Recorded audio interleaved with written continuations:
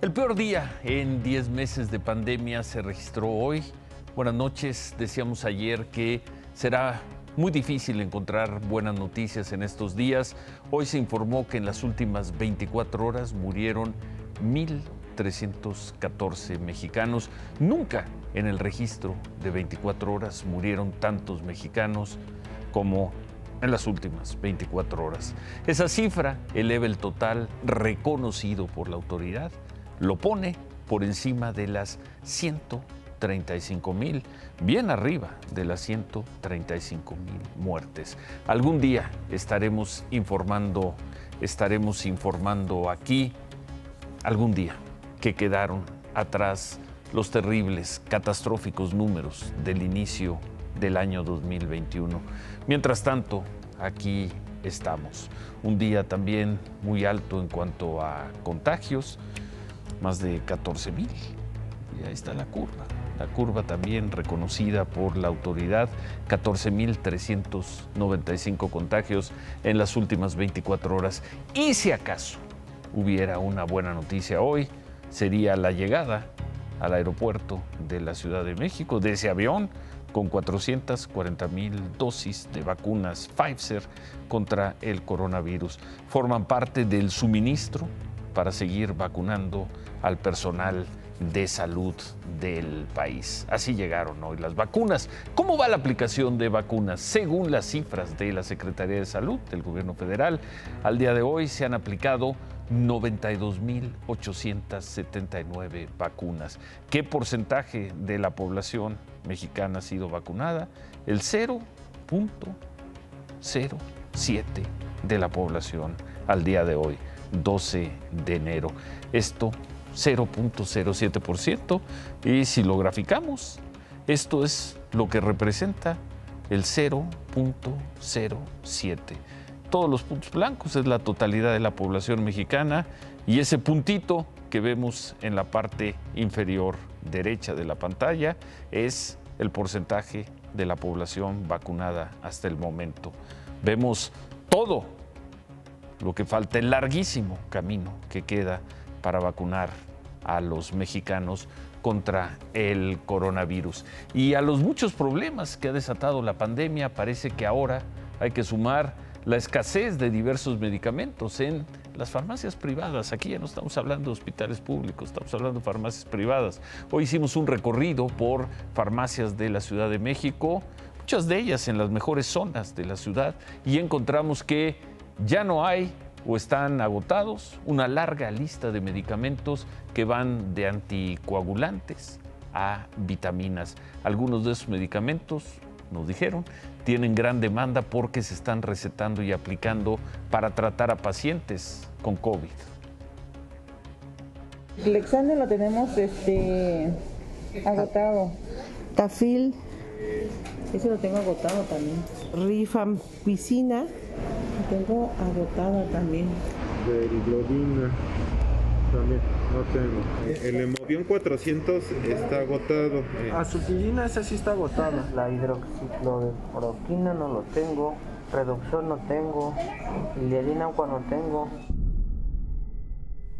Y así una larga lista de medicamentos. Mañana vamos a presentar un trabajo con más farmacias, con muchas más farmacias de la Ciudad de México y de algunas de las principales ciudades del país. Mañana vamos a presentar completo ese trabajo. Bueno, veíamos cómo llegaron esta mañana unas poco menos de 440,000 vacunas al aeropuerto de la Ciudad de México. Las vacunas, se informó, ya se repartieron a Jalisco, Veracruz, Zacatecas, Hidalgo, Guanajuato, Oaxaca y Yucatán. De acuerdo con el plan presentado esta mañana, el último cargamento de vacunas llegará en unas horas, hacia las 3 de la mañana, a Campeche, pero se entregarán todas. Y mañana, según se informó, empezará a vacunarse en todo el país. El presidente López Obrador aseguró esta mañana que estas casi 400,000 dosis se aplicarán en 4 días, es decir, miércoles, jueves, viernes y sábado. Al recibir las vacunas en el aeropuerto, el canciller Marcelo Ebrard envió este mensaje. De forma muy breve diría que el día de hoy estamos viendo el fruto de una estrategia que usted ordenó en el mes de marzo de 2020. Le puedo decir a nombre de la Cancillería mexicana y de la diplomacia mexicana que sí cumplimos, misión cumplida con la encomienda que nos dio. A partir de hoy, con este envío, se inicia en México una vacunación masiva que nos pone en el primer lugar de América Latina. Vamos a ver si en efecto México está en primer lugar de vacunación en América Latina y como veíamos en el gráfico hace unos momentos, vamos a ver si a esto se le puede llamar vacunación masiva. Ojalá, ojalá y lleguen las vacunas y lleguen estas son las de Pfizer y lleguen pronto las de AstraZeneca y lleguen otras marcas, porque si no, el objetivo de vacunación no se va a alcanzar. En su conferencia en la mañana el presidente López Obrador reafirmó, subrayó su promesa de vacunación. A partir de este ensayo general de despliegue masivo, va a iniciar la vacunación en todo México. Por eso es que sostenemos que para finales de marzo vamos a tener vacunados a todos los adultos mayores, porque se están haciendo las cosas de manera profesional. Hoy es 12 de enero y hoy volvió a decir el presidente López Obrador que para finales de marzo, 31 de marzo, estará vacunada no solo la totalidad del personal médico, sino de todos los adultos mayores de 60 años. Se ve difícil. Este plan de vacunación depende de que el gobierno cuente con las vacunas. Hasta el momento, de acuerdo con lo que ha informado el propio gobierno federal, el único compromiso de entrega de vacunas es el que tiene Pfizer. Según el esquema que presentaron hoy, para marzo podrían haber llegado unos 5 millones de dosis. Pfizer. Con esas dosis se podría vacunar a 2,5 millones de personas. ¿Cómo van a vacunar a 12,5 millones de adultos mayores? Y todo esto, insistimos, según la empresa Pfizer y el gobierno federal. Por cierto, y quizá por aquí también esté la solución, el doctor López-Gatell ha dicho que en marzo podríamos tener para uso la vacuna de AstraZeneca. Dice marzo, pero no especifica qué día, si será a principio, a mediados o a finales de marzo. Y en esta historia, con 1,400 personas muertas al día, no da lo mismo decir el 1 de marzo, el 15 de marzo o el 31 de marzo. Y hoy nada más se dijo en marzo. No dicen tampoco cuántas vacunas van a estar disponibles. Otra vacuna, la rusa, la Sputnik 5, según se dijo hoy, está en revisión por parte de la COFEPRIS, pero internacionalmente no ha sido aprobada. Tampoco sabemos cuántas ni cuándo llegarán. Y ni hablar de la vacuna china de CanSino, porque pues tampoco ha sido aprobada internacionalmente. Esta noche le preguntaron al doctor López-Gatell sobre la vacunación de médicos en hospitales privados y esto respondió. Ya se ha establecido conversación desde hace al menos 10 días con los 2 más grandes consorcios o asociaciones de hospitales privados. La Asociación de Hospitales Privados, que preside el señor Olegario Vázquez Aldir, y también el Consorcio Mexicano de Hospitales Privados, que preside Javier Potes. Y estamos en espera de que se terminen de integrar los listados a través de la ayuda de esta asociación y consorcio para nosotros tenerlos identificados. Esto no ha ocurrido para este momento en que estamos ya arrancando mañana la vacunación masiva, pero no se preocupe, los embarques continuarán. Y pues ojalá, porque para alcanzar las cifras que está fijando el gobierno para marzo, luego vendrán las de mediados de año, las de finales de año, eso solo se va a lograr con una gran canasta de vacunas de distintas marcas y con la participación de todo México y además una participación muy activa. Bueno, en otro tema que tiene muy preocupada a la gente y con razón, la falta de camas en los hospitales. Esta tarde el reportero Humberto Padgett entró al Hospital General La Villa de la Secretaría de Salud de la Ciudad de México y ahí encontró esto. Ahí está el número de camas, cuartos con camas vacías. Ahí está la numeración, las pueden ir contando. En la mayoría las colchonetas están dobladas, aún sin sábanas, pero pues serían camas disponibles. Nosotros pudimos contar 99 camas vacías en el Hospital General de la Villa. Humberto Payet estuvo ahí hacia la 1:30 de la tarde. Esas no son imágenes de archivo, no son imágenes de la semana pasada ni del año pasado, son imágenes de hoy. Seguimos contando, pasamos a distintos cuartos y así vamos a llegar a 99 camas según el recorrido que hizo el reportero. Y a pesar de esto, esta mujer tuvo que irse del Hospital La Villa, este hospital con 99 camas vacías, la mandaron al Hospital Rubén Leñero para ser atendida, porque en La Villa, el de las 99 camas no usadas, le dijeron que no tenían lugar. ¿Cómo se llama, señora? Silvia Ramírez Valentín. ¿Lourdes? Silvia Ramírez. Silvia Ramírez. ¿Ahorita qué siente? Como con falta del aire. ¿Es el primer hospital al que llegan? ¿O ya habían parado en otros hospitales? No. ¿Es el primero que se viene? Sí, porque estuvimos, bueno, mi esposo fue primero dando clases, ¿cuánto más que ya te cerraron? El de la Villa. Está cerrado y todo, estuvimos ahí en eso. La Villa está cerrado. Sí, que porque no les hicimos, es todo un... Se estaban manifestando. Se estaban manifestando y todo eso, fue un relajito para salir y por eso. Le preguntamos a la autoridad por qué había prácticamente 100 camas vacías. La Secretaría de Salud de la Ciudad de México nos informó Imagen Noticias, que el Hospital La Villa mantendrá su carácter híbrido y aumentará 30 camas con ventilador para atender a pacientes COVID, pero no dijo para cuándo van a hacer este aumento. Lo cierto es que ahí están contadas por nosotros, no sabemos si había más, en cuartos a los que ya no pudimos entrar, habían 99 camas vacías hoy, o camas no utilizadas en el Hospital de La Villa. Por cierto, en ese hospital, como decía la señora, hoy se dio una manifestación de médicos quienes a estas alturas siguen exigiendo insumos, refuerzo de personal y materiales adecuados para trabajar ahí. Aseguraron que los cubrebocas que les dan son muy delgados y que ellos mismos tienen que llevar su equipo de protección. No puede ser. Lo mismo que decían en febrero, en marzo, en abril. La queja de principios de la pandemia. De acuerdo con la Secretaría de Salud de la ciudad, estos trabajadores estaban encabezados por un líder sindical con intereses particulares. Bueno, dicen las autoridades que sí hay insumos para atender la pandemia. Hoy se conoció que Estados Unidos nos va a imponer, va a imponer una restricción a las personas que lleguen por avión a su país, que lleguen a territorio de Estados Unidos. La medida es que los pasajeros van a estar obligados a presentar una prueba de COVID, una prueba con resultado negativo, por supuesto. La prueba debe tener no más de 72 horas de realizada. Al 72 horas entre la entrega del resultado y el momento en que tocan territorio de Estados Unidos. Los pasajeros deberán proporcionar su documentación junto con el resultado de la prueba a la aerolínea en la que viajen.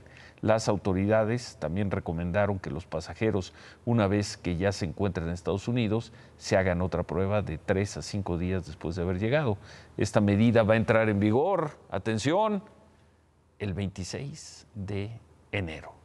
En 2 semanas, en 2 martes, y corrijo, son 72 horas del momento en que se entregue el resultado de la prueba a que se aborda el avión que los llevará a Estados Unidos. Esta medida, informó Estados Unidos, la tomaron ante las nuevas amenazas de contagio que están surgiendo por todos lados, por todo el mundo. Una de ellas, las nuevas variantes de cepa de COVID detectadas en Reino Unido. Incluso desde hace 3 semanas Estados Unidos pide estas pruebas a los pasajeros que vuelan de Reino Unido, de su gran aliado, del aliado de toda la vida de Estados Unidos, que es Reino Unido. Aquí en México, en cambio, pues no estamos preocupados por lo que nos puedan traer los aviones internacionales, ni la cepa tradicional ni la nueva cepa. Por ejemplo, así respondió el gobernador de Veracruz, Cuitlago García, esto lo dijo ayer, a la pregunta de qué está haciendo su gobierno para prevenir estos contagios luego de que ya se detectó la nueva cepa en el fronterizo estado de Veracruz, en el estado de Tamaulipas.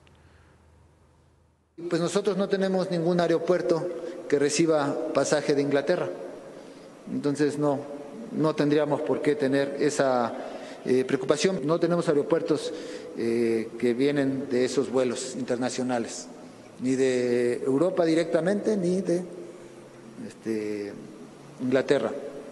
Sí, entonces ellos pasarán otros filtros antes de llegar a Veracruz.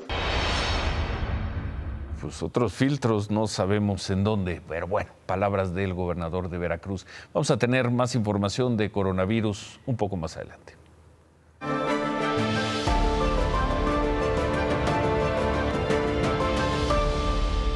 Y a 8 días y contando de que deje el gobierno de Estados Unidos, Donald Trump viajó a la frontera con México, estuvo en la ciudad de Álamo, en la zona del Valle del Río Grande de Texas. Desde ahí le mandó un agradecimiento a su amigo, así lo llamó, a su amigo el presidente López Obrador.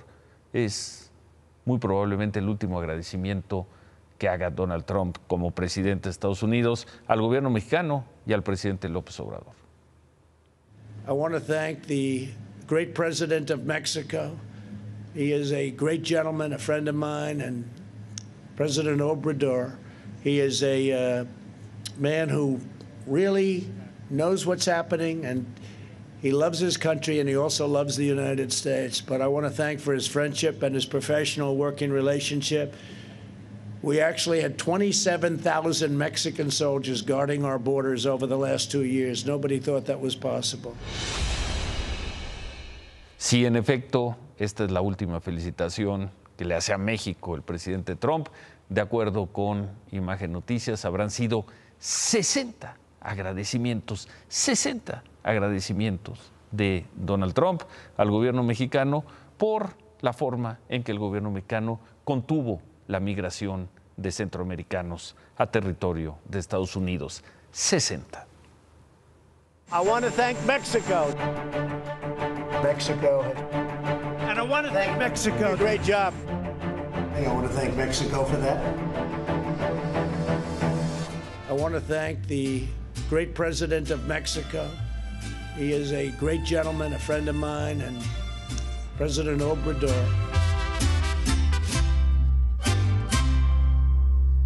60 felicitaciones.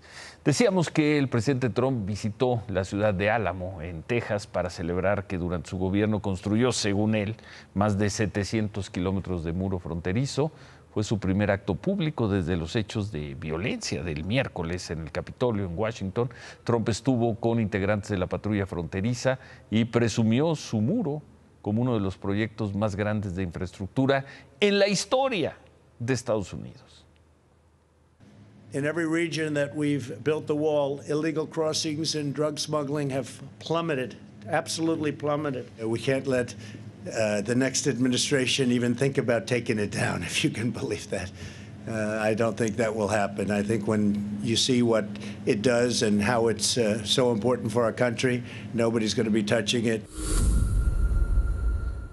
Fue una visita, digamos así, tranquila, aunque alrededor de unas 200 personas estuvieron en las calles durante la visita de Trump, simpatizantes. Hubo pocas protestas. Desde temprano las autoridades de la ciudad de Álamo pidieron no salir a las calles y, en caso de protestar, hacerlo de forma pacífica, y así fue.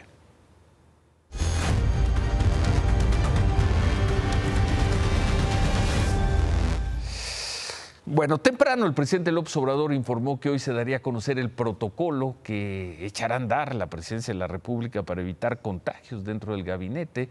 Esto tras el contagio del vocero Jesús Ramírez y la muerte también de una funcionaria reportada ayer. Pues hasta esta noche no se conoce todavía ningún protocolo por parte de la Secretaría de Salud. Lo que sí se conoce es la agenda del presidente. Mañana se va a reunir al mediodía con padres de los 43 normalistas desaparecidos de Ayotzinapa, suponemos que con sana distancia. Eso en México. En Chile se anunció que el presidente Sebastián Piñera y su esposa, Cecilia Morel, iniciaron una cuarentena preventiva. ¿Por qué? Porque tuvieron contacto con una persona que trabaja en su residencia, quien resultó positiva a COVID. El gobierno de Chile informó que ni el presidente ni su esposa tienen síntomas y que incluso ya se hicieron una primera prueba que resultó negativa. Aún así, los dos decidieron aislarse. Anoche informamos que alrededor de 500 restaurantes habían abierto sus puertas en el Valle de México a pesar de la prohibición de las autoridades por el semáforo rojo. Uno de los restaurantes que abrió fue el Sonora Grill de Polanco, que anoche, cerca de las 10, fue clausurado por autoridades del Instituto de Verificación Administrativa. Argumentaron que presentó una copia de su licencia y no la original y por eso lo clausuraron. Solo estuvo clausurado 24 horas porque hace unos minutos los mismos verificadores del gobierno de la Ciudad de México retiraron los sellos de suspensión. La sanción que recibió el restaurante no tuvo que ver con haber abierto las puertas ayer. La apertura de restaurantes ayer fue simbólica. La Cámara de Restaurantes, la Canirac, dijo que no abrirían hoy. Sus asociados, el INVEA, el Instituto de Verificación, informó que visitó 210 restaurantes, de los cuales solo 2 estaban abiertos. Nosotros registramos que abrieron 3 sucursales de la cadena Sonora Grill, la de División del Norte, la de Insurgentes, en Benito Juárez, y la de Santa Fe, en Coajimalpa. Ninguna de esos 3 restaurantes o sucursales recibió visita de verificadores. Las terrazas se abrieron de la 1 de la tarde a las 7 de la noche y tuvieron buenas entradas, entraban constantemente los clientes. En Polanco, trabajadores de más de 22 restaurantes salieron a la calle para pedir a las autoridades que les permitan abrir en semáforo rojo. Hicieron sonar sus cacerolas, marcharon por la avenida Mazarik. Un grupo llegó hasta Paseo de la Reforma, ahí se plantaron por casi media hora. En el sur de la Ciudad de México también se manifestaron y aunque no bloquearon vialidades, sí salieron a las calles. Y bueno, así lo hicieron, ni más ni menos, que esas son todavía de Polanco. A ver, podemos ver las del sur de la ciudad, porque las del sur de la ciudad fueron afuera del mítico, del legendario restaurante San Angelino. ¡Abrir o morir! ¡Abrir o morir!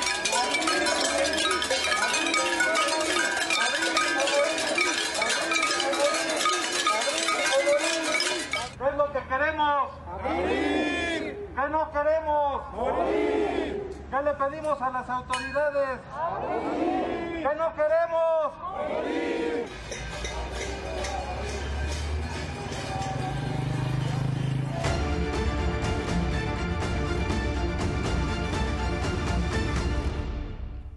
Otra historia que tiene muy afectada a la Ciudad de México, la del metro. Hoy se dio a conocer una fecha tentativa que pudieran abrir las líneas afectadas, las líneas 1, 2 y 3, luego de la afectación por el incendio del centro de control ocurrido el sábado. De acuerdo con la directora del metro, con la señora Florencia Serranía, el reinicio de operaciones se daría a partir de la última semana de enero, si salen bien las cosas. Este reinicio sería escalonado, comenzaría con la línea 1, la que va de Pantitlán a Observatorio.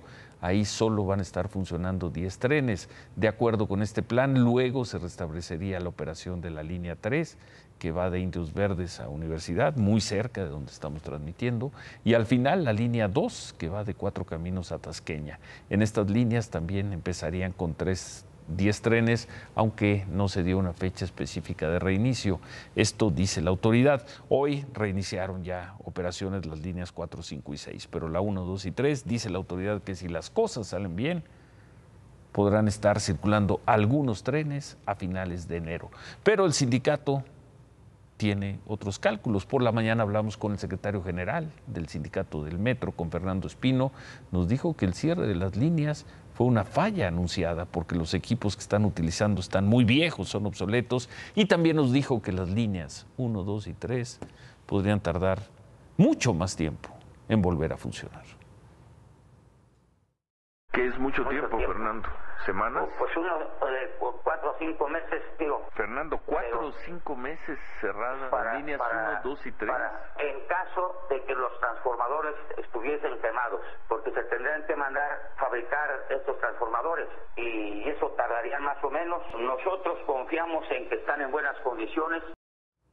Desde hoy, decía, comenzaron a funcionar las líneas 4, 5 y 6 del metro. La espera de trenes es lenta, tardan entre 7 y 10 minutos en llegar a los andenes. Y bueno, Hoy se vio más orden en las estaciones, ya no hubo tantas aglomeraciones ni complicaciones. Afuera, en las calles, en las líneas que siguen suspendidas, también se vio más orden comparado con las imágenes de ayer. Mejoró la organización. Al parecer hubo más camiones para apoyar a los pasajeros afectados, pero dificilísima la vida cotidiana de millones de personas en el Valle de México. Y bueno, para colmo de los problemas en el metro, esta mañana en la línea A, la que va de Pantitlán a Los Reyes de la Paz, se descarriló un tren que afectó el servicio por algunos minutos. Trabajadores de vigilancia acusaron que también se debe a la falta de mantenimiento. El tren iba sin pasajeros, iba a realizar un cambio de línea.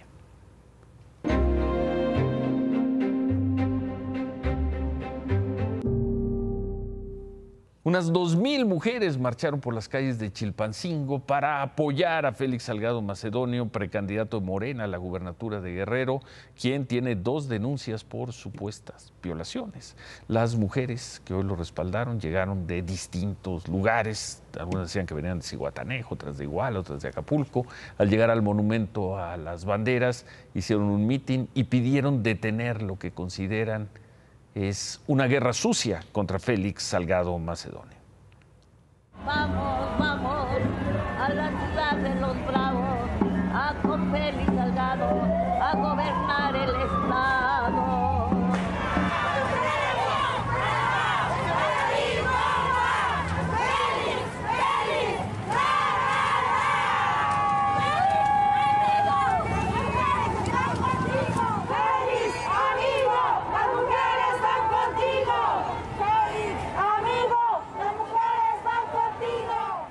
Difícil ahí en Guerrero. Por la mañana hablamos con la presidenta de la Comisión de Honestidad y Justicia de Morena, Sacil Carreras.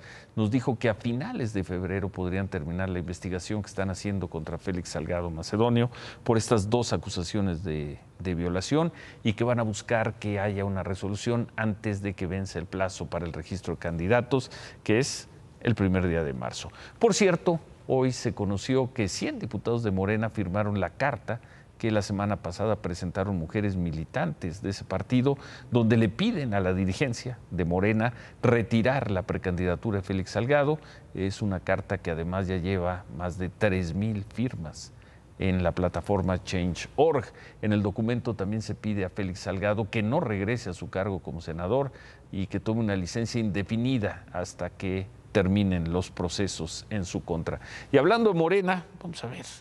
Hay un youtuber, se llama Paul Velázquez, lo recordarán, se registró como diputado federal plurinominal por Morena. Este hombre, que dice que es periodista, se le ve seguido en las conferencias matutinas del presidente. Decía que había sufrido un atentado y había perdido un ojo. A veces se ponía el parche en el ojo derecho, otras en el ojo izquierdo. Era de los que disparaban contra los periodistas a la primera oportunidad. Y bueno, hoy pues las cosas claras, si fuera parches, si fuera máscaras, se registró para contender, representando a Morena. Esta mañana fue asesinado Juan Antonio Acosta. Él era diputado local de Guanajuato y precandidato del PAN a la presidencia municipal de Juventino Rosas. Aparentemente un hombre lo siguió mientras hacía ejercicio allí en Juventino Rosas, le disparó en la cabeza y huyó. Juan Antonio Acosta había sido alcalde 2 veces de ese municipio. Casi por un momento me gustaría que hoy el programa fuera de esos de la mañana donde el staff aplaude y todas esas cosas. Porque hay un grupo de mexicanos que hoy, sin lugar a dudas, se merecen un gran aplauso. Los empresarios. El Instituto Mexicano del Seguro Social dio a conocer que se habían perdido 677,000 puestos de empleo, una caída del 3.2% con respecto al año pasado. Es una gesta heroica de los empresarios que solo, con todo lo doloroso que es, se hayan perdido 677,000 empleos registrados al Seguro Social. Repítenos el dato. 677,000 empleos se perdieron, no se generó uno solo. Es un año malísimo en materia de empleo, una caída del 3% con respecto al año anterior. Pero los empresarios mexicanos, los que tienen a sus trabajadores registrados en el Seguro Social, es decir, que cumplen con las normas de ley, hicieron hoy una gesta heroica. El año pasado una gesta heroica. Aguantaron todo. La economía va a caer 9%. Si solo se cae 3.2% el empleo formal, quiere decir que la caída es 3 veces más grande de la economía de lo que se pierde el empleo.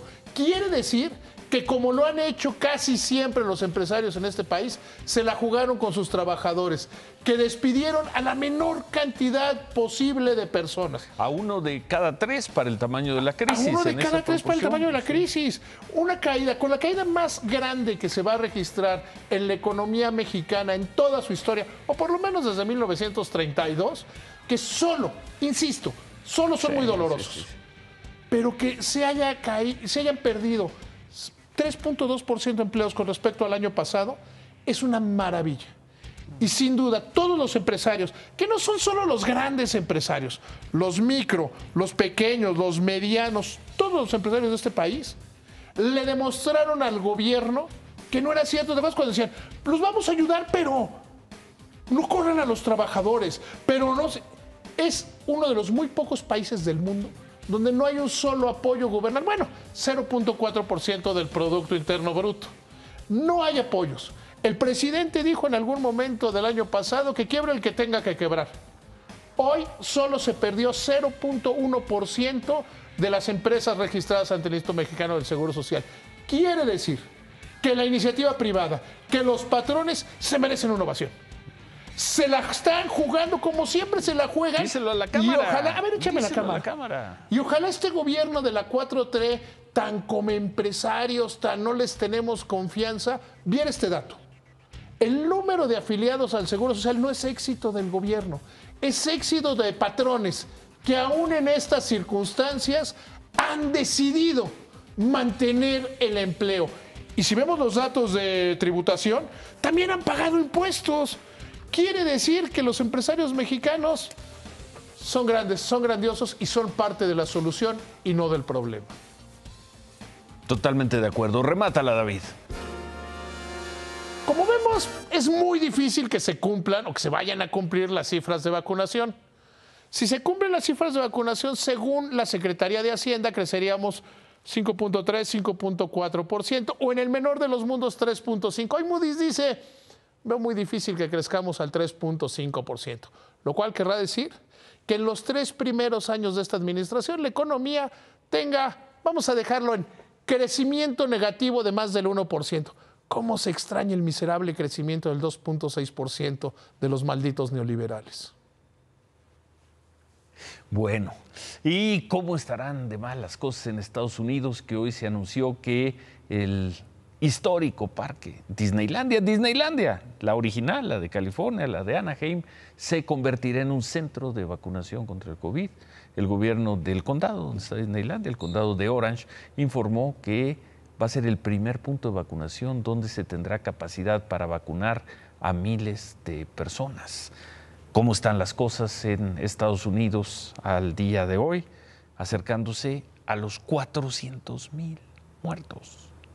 Y Brasil ya por arriba de los 200,000. Casi 2 millones de muertos por coronavirus en el mundo reconocidos. En las últimas 24 horas sigue siendo notable cómo algo están haciendo en la India, porque su cifra es mucho menor a la mexicana, y ese paso, pues quizá cuando termine enero, México regresará al tercer lugar como el país con el mayor número de muertos. Ojalá no sea el caso, y no por los hindúes, sino por nosotros. Ojalá esa cifra baje. Javier. Ciro, buenas noches. No lo van a poder creer. Miren estas imágenes. Regresaremos para decirles dónde ocurrió y por qué. Pero fue hoy, sorprendentemente irresponsables. Volvemos con eso.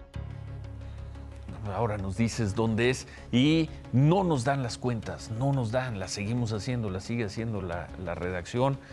No se alcanzarán las cifras de vacunación fijadas por el gobierno para marzo, salvo que el gobierno, el presidente, en verdad puedan echar mano del comodín chino y del comodín ruso. Si no, no salen las cuentas. Volvemos con eso.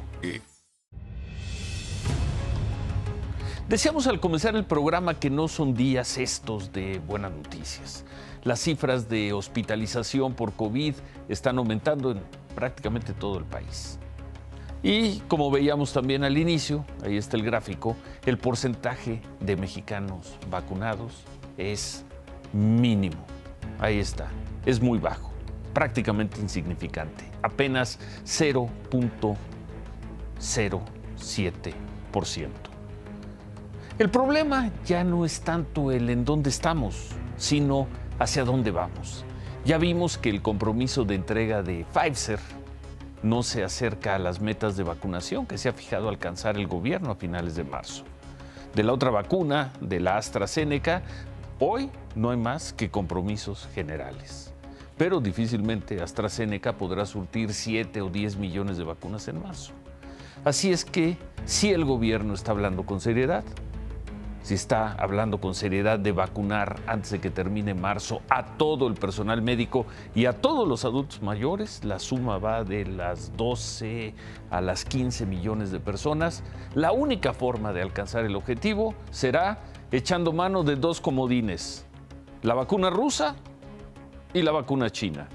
Si no, el objetivo trazado es inalcanzable. Y digámoslo desde ahora, desde principios de enero. Salvo que, en verdad, el gobierno pueda poner en la mesa los haces, los comodines, las soluciones, rusa y china. Dos vacunas que esta noche no han sido validadas por la comunidad científica internacional. Se quedan con ¿Qué importa? Gracias, buenas noches. ¡Ánimo!